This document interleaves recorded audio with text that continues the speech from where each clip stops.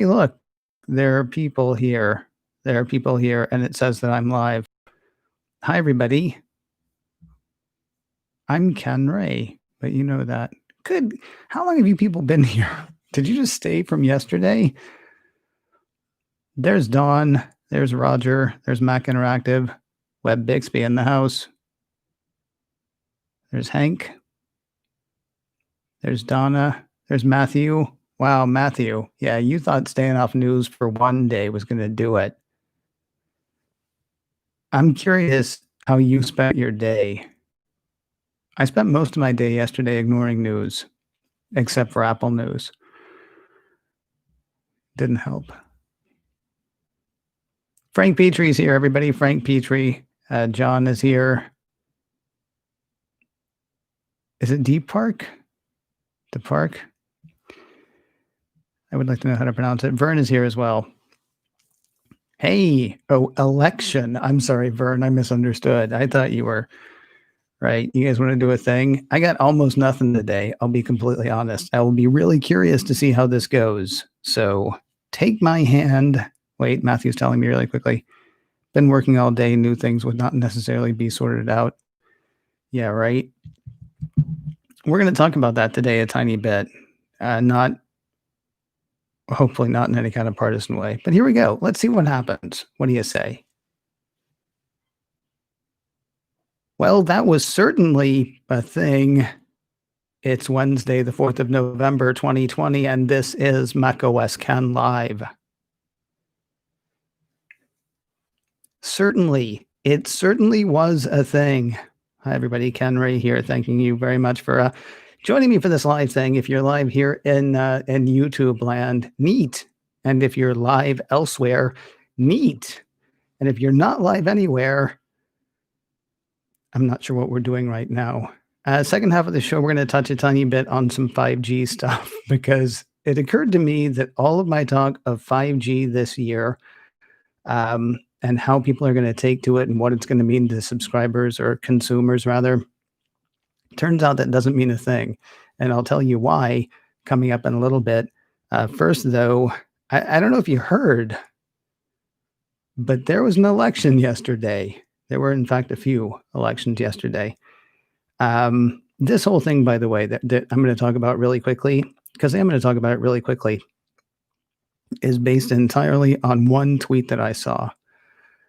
If you are a listener to macOS Ken over the past several years, and by the way, if you're only finding me on YouTube, I do a daily Apple News and news related to Apple News show called macOS Ken. It comes out every Monday through Friday, unless there are holidays or I'm sick or something like that. And yeah, love for you to check that out. Find it wherever you find podcasts, or you can actually hear the audio of it right here on my YouTube channel. Okay, so there's all that aside. If you've listened to macOS Ken for any amount of time, you know the one thing. Well, there are two things that I learned from Rob Black. There are actually several things I learned from Rob Black. He was a financial analyst, still is a financial analyst for whom I worked. I produced both his radio show and his television shows for a little while, 2 or 3 years, something like that. And the thing that Rob used to always say, there were many, but the one that always sticks out, and the one that I talk about on macOS Ken all the time, is Wall Street hates uncertainty. So we had an election yesterday, went to bed, woke up. As it stands right now, we still don't know who won the White House.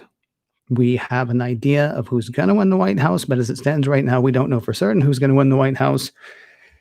And I don't think it's being partisan to say that the current occupant of the White House is not likely to go quietly with whatever's decided anyway. So we don't have anything like certainty right now. There are also still 5 Senate seats to be decided. And the Dow was up, the NASDAQ was up, tech was up in a big way. And I saw one person on Twitter say, so much for the market not liking uncertainty. I was curious about that, honestly. And it just sort of played in the back of my head until I was poking around online and found a piece from Investors Business Daily. There is certainly not going to be, well, you can't even say certainly again because there's so much counting and other counting to do. it seems very unlikely at this point that there is going to be the blue wave that some people anticipated. In fact, it seems likely at this point, and we don't know for certain right now, but it seems likely at this point that Democrats are going to retain control of the House. The White House is leaning towards Biden in the count as it stands right now, although again, that's changeable. And it looks like Republicans are going to retain control of the Senate. And that's the part, according to Investors Business Daily anyway, that seems to be making investors giddy. Because if it had been a democratically controlled House, a democratically controlled Senate, and a democratically controlled White House, you would have an appetite for real legislation as far as regulations in tech and antitrust issues and things like that. The Republicans have significantly outperformed polls coming into the election, and especially their worst case scenario, said a Barclays report, a progressive blue wave where the Democrats won the presidency as well as flipped several Senate seats is now definitely off the table, is what Barclays said. That is looking very unlikely at this point. Although ballot counting could be in progress for days, the most unusual U.S. election in modern history is leaning toward a familiar outcome. A divided government, said a J.P. Morgan note to clients. And we do not see Congress agreeing on antitrust legislation. See, here's the thing. We do not see Congress agreeing on antitrust legislation unless both houses of Congress and the presidency are controlled by the same party, as the parties have had difficulty reaching consensus on more pressing issues, said Wedbush analyst Daniel Ives in a note to clients earlier this week. He did say a blue wave could change that, but it does not look like a blue wave is going to happen. And there's your certainty. The certainty is, I don't want to say gridlock, but it seems that the certainty is you're not going to have a raft of legislation that's going to upset the, pardon my use of the term, apple cart. FANGs were up across the board as well. That's Facebook, Amazon, and some other ones. Facebook, Amazon, Apple, Netflix, and Google. Yeah, I forgot Apple. That's right. In the FANGs, I forgot Apple. I also think it's really cute that they still put Netflix in there. Netflix was a darling of tech a few years ago, but they're not really part of the antitrust landscape at this point. You think there's a shortage of things to watch on not TV? I'm not even sure what Netflix is an indicator of anymore. That would be an interesting thing to look into. There was another part of this Investors Business Daily piece that I found interesting. Heading into the election, bashing big tech stocks had become a bipartisan venture, noted a recent RBC Capital report. Both Republican and Democratic lawmakers scrutinized the business practices of Apple, Google, Facebook, and Amazon in congressional hearings. President Donald Trump's Department of Justice in late October filed antitrust charges against Google. They focus on the company's internet search engine and search-related advertising. However, a Biden-controlled Justice Department could expand the antitrust case into other areas, such as Google's dominance in digital advertising. So, okay, there's still that. But you don't have as much of a chance or as much of a prospect of government as one big thing, looking at tech as one big thing that it either needs to rein in or make smaller. What's funny is, and forgive me, I'm not being partisan on this, I don't think. What's funny is I would think that Wall Street would actually kind of be into or at least tech investors might be into a Biden presidency, simply because he's not unpredictable. If Wall Street does dislike uncertainty, there's certainty there. Even if you know he's going to be your enemy, which I don't know that he would be, but even if you know that he's going to be your enemy, you know that he's going to be your enemy. Or if you know he's going to be your friend, you know he's going to be your friend. Current occupant of the White House has a tendency to like you until the second he doesn't. So anyway, I really liked the thing, so much for the market not liking uncertainty. There are levels, right, of certainty and uncertainty, I guess. You can be certain of some things, even if other things are still, up in the air. Anyway, that was a thing. Coming up in a moment, we'll do some really quick thoughts on 5G. There is seriously no news out there today. I mean, there's news. There's not a lot of tech news, not a lot of Apple news. Um, so tomorrow's macOS 10 is going to be ridiculously heavy with things like component makers and stuff like that. We'll talk about why in just a moment. But first, if you listen to macOS 10, I got a fantastic email from a listener, and she was writing in basically to help me out with an ad. I didn't read everything that she said in the email that she sent, but what she said was that my ad had inspired her and her husband to start a podcast, and they were using one of my sponsors to do that. And they're not a sponsor here, so I don't want you to think this is a sponsored thing. That's why I'm leaving the name of the sponsor out. If you heard macOS Ken, you know what I'm talking about. I'm going to do the same kind of hippie thing that I've been doing in this particular part, though, where I say, here's a thing I would love for you to do. I know I've asked you to, like and share my stuff. And if you would do that, that would be great. Today, though, get out there. Just get out there. This person wrote to me and said that, and it's not about me, that I inspired a podcast that's been going for 4 years now. And that was the first time that they had ever actually reached out to me. That was the first time that they had told me about their show. That was the first time I knew anything about it.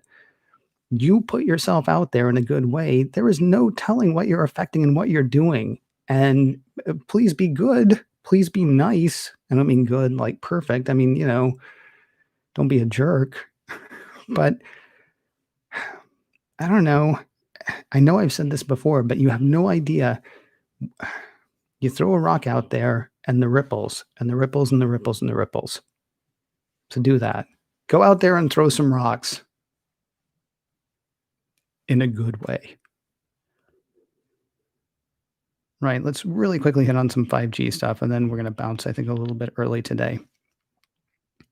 I said that tomorrow is going to be a lot about stocks. Because it is.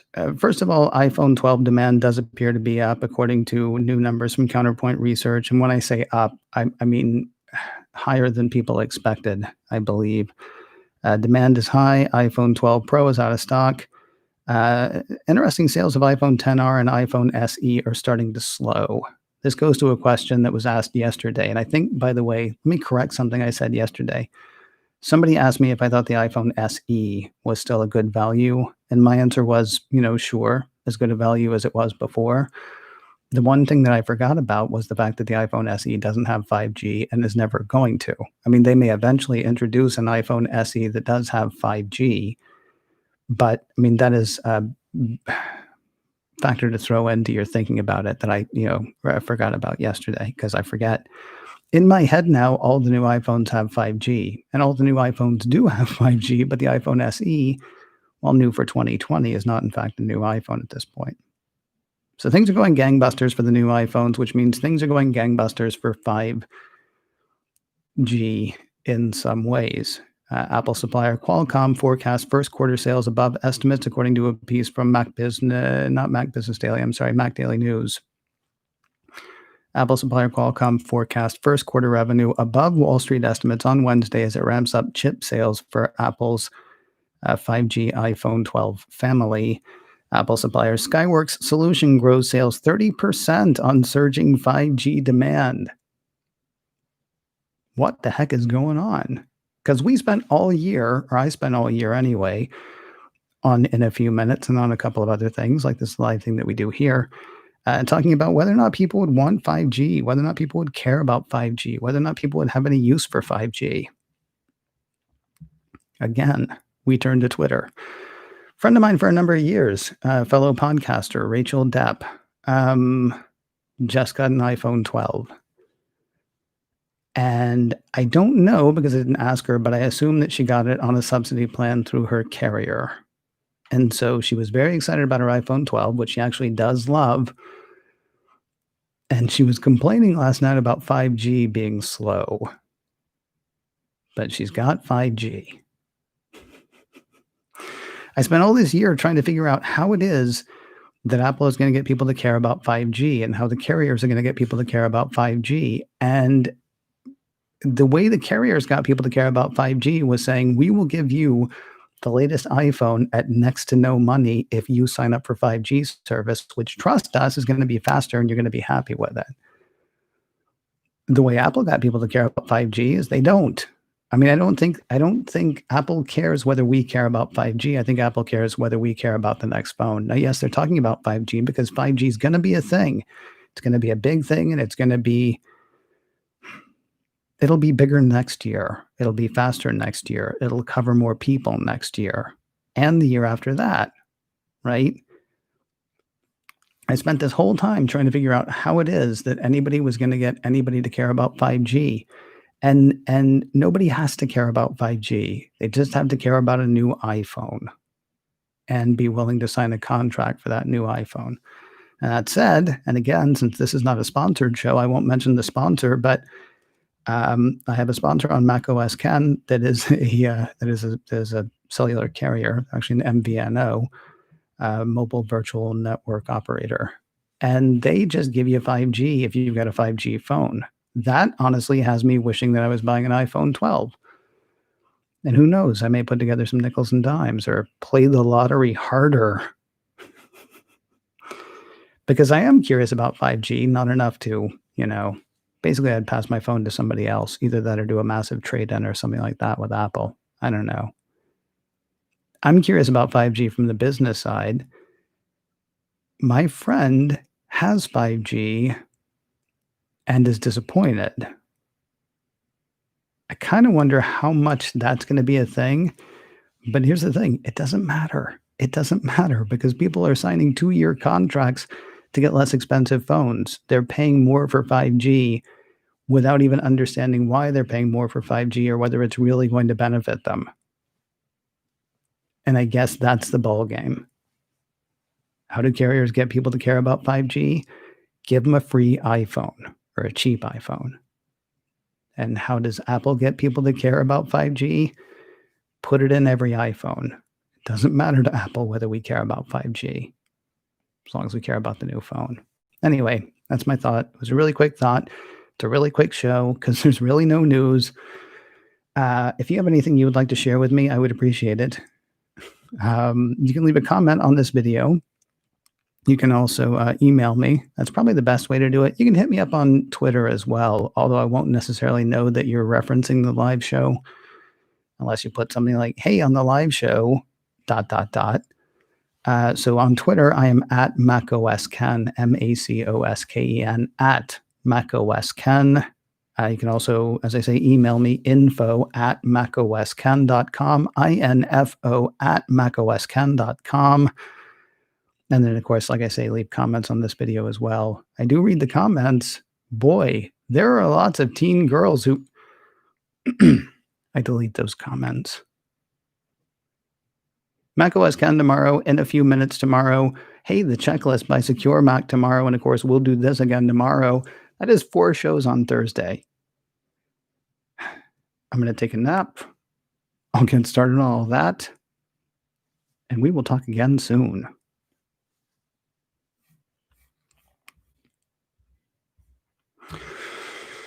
I don't think it's fair to say I'm curmudgeonly. I'm not saying you said that. I'm saying I'm thinking in my head. I must sound curmudgeonly today.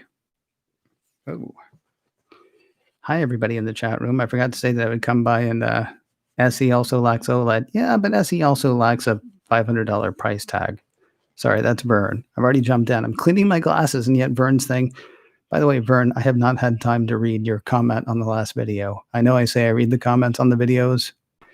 I haven't had time to read that one because that was a lot. But I will.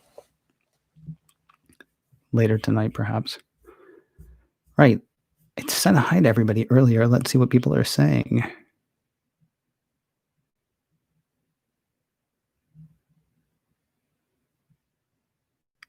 Are you surviving the stress of today? I think this shows a respite. Well, it should be, Matthew. Sorry about today, then.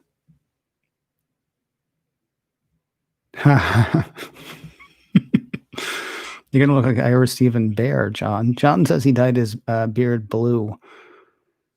had to make sure that something went blue today. You'd be like I ever Stephen Bear, I'm telling you.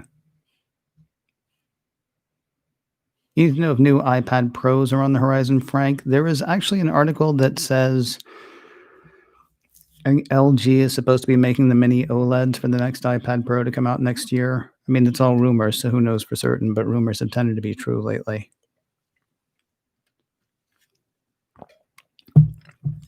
Pardon me as I take a sip of my tasty beverage, which I already did, so I don't know why I'm asking you that now.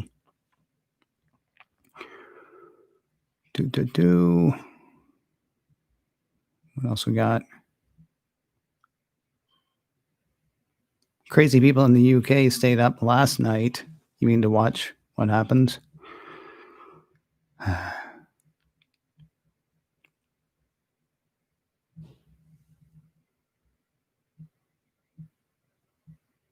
Oh, that's very kind of you, Matthew. Is that actually how that works? Matthew said everybody hit the thumbs up button so it starts trending on YouTube right now. I see that 3 people did. But thank you, Matthew, for trying. I appreciate that.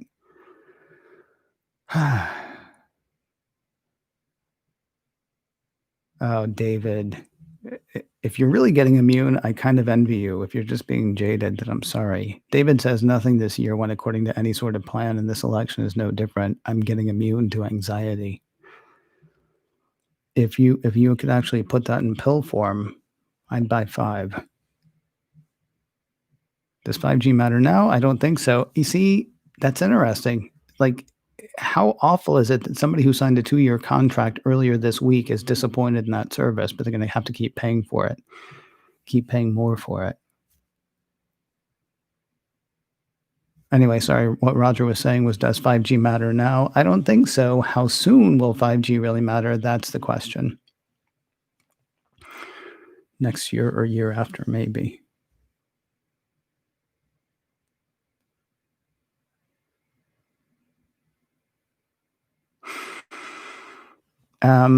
Mac Interactive asks how the 5G plans work in the US. Previously, when other Gs were new, you could pay a premium rate for a while, and then later it rolled into the standard data plans. If anybody knows the answer to that question, I'd appreciate it. I know on Mint Mobile, which is the one I was not saying during the thing, there, if you have a 5G phone, holy cow, guys! Well, now that's 13 people did that, and we're almost done. But thank you everybody who did that. I'm sorry, the thumbs up thing. It's included with Mint Mobile, which I'm using and loving. So, and that's not a sponsored thing. That's just fact of life. Vern says 5G is pretty much only good on T-Mobile, but the Qualcomm modems, while expensive, are better than the Intel modems. The LTE on the Qualcomm modem can go up to 2 gigabits per second versus 1 gigabit per second on Intel. David says 5G does matter now as a marketing gimmick that can be hyped about. I don't think people know what 5G is, but if it's on the iPhone and people don't have it, they'll want it regardless. See? And that was the part that I missed. I never saw the subsidy thing coming back. I just didn't. I thought we were past that. I'm honestly a tiny bit. I think I said this on in a few minutes, maybe a couple of weeks ago. I was really excited about not talking about the carriers anymore because I'm not a huge fan, and talking about their marketing stuff and all that is annoying, and yet it's now an integral part of the whole iPhone thing. Or is the iPhone a part of their whole thing? Mac Interactive says his iPhone 10 is still fine for him. He'll probably do an Apple battery replacement at some point. Tom Merritt just traded up from an iPhone 10 to an iPhone 12, and the reason was because it had gotten slow and buggy in his estimation. He also complained about the battery, although he did acknowledge he could, replace the battery. So David is living south of Disney World and won't be getting 5G on T-Mobile anytime soon. That's true, but you got the hurricanes, so. Do you live near the ocean, David? I don't even know. I miss the Florida coast. I miss going to Florida. It was always a fun time. My friend with 5G, how useful do they find it? Seriously, I think she just got her iPhone 12 like yesterday or the day before. But as I say on Twitter, she was like, I believe what she said was 5G is slow, TBH. But I don't know if she's doing that thing where you switch back and forth between the 4G and the 5G, how it kicks into 5G when it thinks you need it. Honestly, don't know. I haven't asked her. All a bit cranky, says John. I think he's responding to my curmudgeonly thing.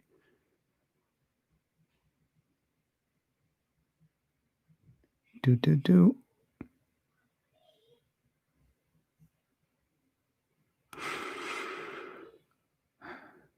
Mint still doesn't support Apple Watch. I meant to talk about that. I might actually have to mention that on today or tomorrow's show because somebody did write to me and ask me about that, and I forgot about it. I've used the cellular capability just enough times to make me value it. Yeah, that's one of the reasons I was fine switching, because I haven't.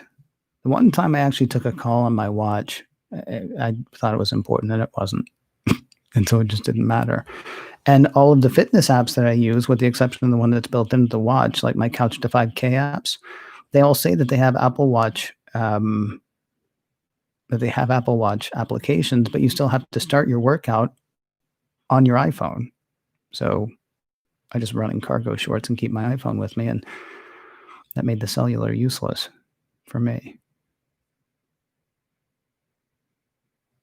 Yeah, Mac Interactive says the same thing. I have data on my Apple Watch. It's useful when out running, but that's about it. Yeah, if you can find a way to keep your phone on you while you do that, it's worth saving the money for me. And finally, I think Mac Interactive is going to get the last word. I like the idea of the Mini, as I think the 10 is too big. Would have to hold it in my hand, though. See, where are you going to do that? How are you going to do that? When are you going to do that? Good luck on your lockdown, by the way. And I'm not being sarcastic when I say that. That's got to be weird. Because you guys are doing the lockdown in bigger ways than we ever did. Good luck to you.